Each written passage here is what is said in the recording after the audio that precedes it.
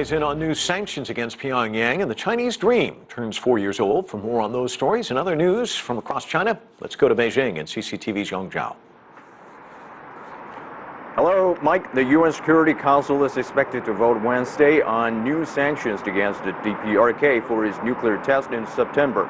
And Beijing says the sanctions need to send a clear message to Pyongyang, but it says they should also avoid harming the people of the DPRK. 中方支持联合国安理会。 China supports a further response from the UN Security Council over the DPRK's fifth nuclear test. We advocate a reaction that is clearly targeted and aimed at the DPRK's nuclear activities, but it should not harm the country's normal humanitarian, civilian or development needs. News report says new sanctions will probably target the coal exports from the Democratic People's Republic of Korea. China's coal imports from the DPRK increased by October. Beijing says the imports are in line with UN sanctions resolutions. And we're following a developing story from northeast China. 22 people were trapped in a coal mine in Heilongjiang province. Fire broke out in the mine Tuesday night. Rescue work is underway, and the cause of the accident is still being investigated. And to other news, Chinese police have escorted more than 70 telecom fraud suspects to China from Malaysia. Most are from the mainland and 21 are from Taiwan. They are accused of swindling mainland residents out of nearly $9 million by using telephone and computer scams. Chinese police have found several such fraud gangs in Malaysia and have cooperated with Malaysian police as part of the crackdown.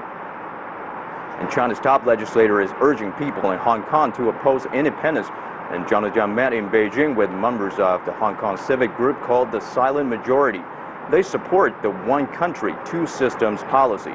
And Zhang said the group plays a positive role in safeguarding Hong Kong's stability, as that independence would be a calamity for the entire country. Silent Majority says most Hong Kong residents oppose independence, and they just need a platform to make their voices heard. Mike. Yang Zhao, it's been 4 years now since President Xi Jinping outlined this Chinese dream for a great renewal of the country. How have things changed, and what's the atmosphere like there now? Well, Mike, President Xi shared his concept of Chinese dream at an exhibition in Beijing on November 29, 2012, and defined it as the rejuvenation of the Chinese nation and also a better life for the Chinese people. 4 years have passed. Let's listen to what people are saying.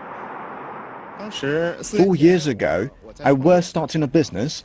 My wish was to create an internet product to replace traditional businesses.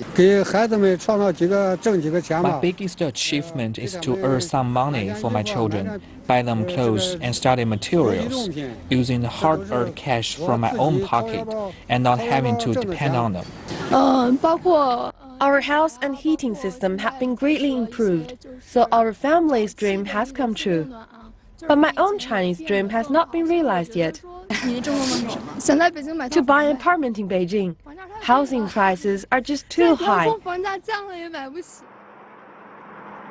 Well, China's officials realized that Chinese dream won't be achieved without improvement of people's living standard. And CCTV spoke with Zhao Qizheng, a former spokesman for the Political Consultative Conference. If the nation's goals have been met, but personal ones have not, then the Chinese dream has not been realized. The majority of people's dreams and the nation's dream are in fact progressing at the same time.